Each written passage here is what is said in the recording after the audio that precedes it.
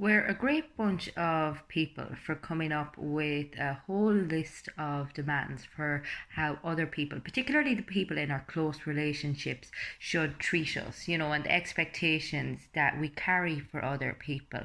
And it's really important that in doing so, we turn around any list of expectations onto ourselves and ask ourselves, okay, I'm looking for this, but how willing am I to give it? When it comes to our relationships, we can be very quick to come up with a whole list of demands as to how we should be treated by others and as to the characteristics and qualities that we expect other people to illustrate. And it's really important that we take a good, long, hard look at the list and turn it around on ourselves, because ultimately, if we're looking to receive something, we have to be able to ask ourselves, okay, is this something I'm willing to give? Is this something that I do give? And if not, then maybe I need to look at myself first.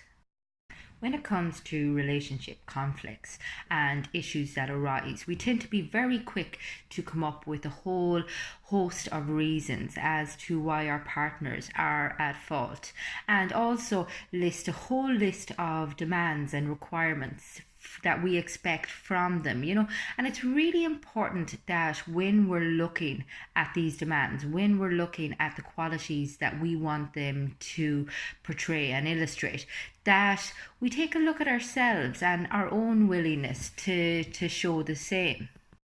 And I mean, this remarkable ability to blame everyone but yourself, to point the finger everywhere bar at your own role in things.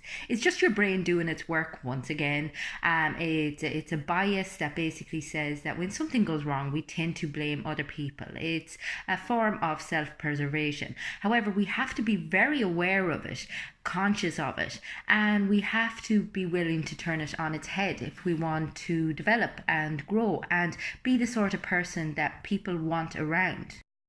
Generally, problems that we experience in our relationships have been apparent for a significant level of time before they actually rear their ugly head, and they're always co-created.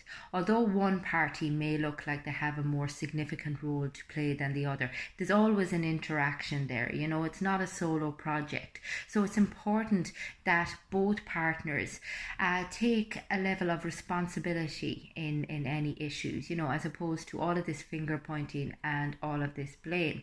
And the more accountable you are within your relationship, the quicker the fixes are, the quicker the repairs are.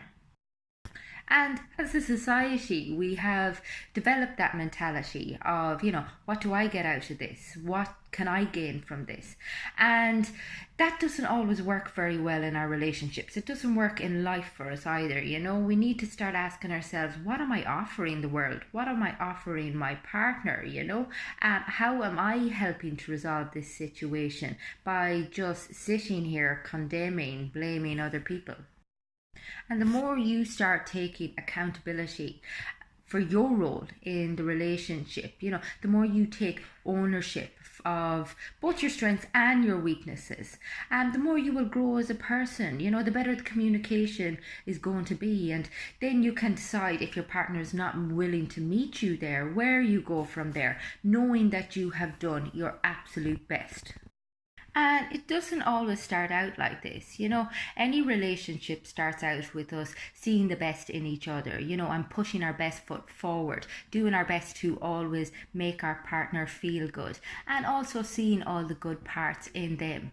And then over time, it just seems to take a shift, and instead of giving them the best part of ourselves, we tend to just give them the dregs of our day, and vice versa. And we also assume the worst for them, as opposed to always seeing them in a positive light, and we become quite critical and defensive. So it's just making sure that you stay on top of this and remembering the fact that this person is somebody who you're meant to put nearly above all others bar yourself. So you should be treating them like that. You should always give them the benefit of the doubt. You should always give them your warmest smile and your biggest hugs. So if you find yourself thinking to yourself, oh God, I wish, he was more affectionate, or I wish she'd communicate with me a little bit more, ask yourself the question, when is the last time I made a conscious effort to make this person feel really good? When was the last time I went out of my way to do something for my partner?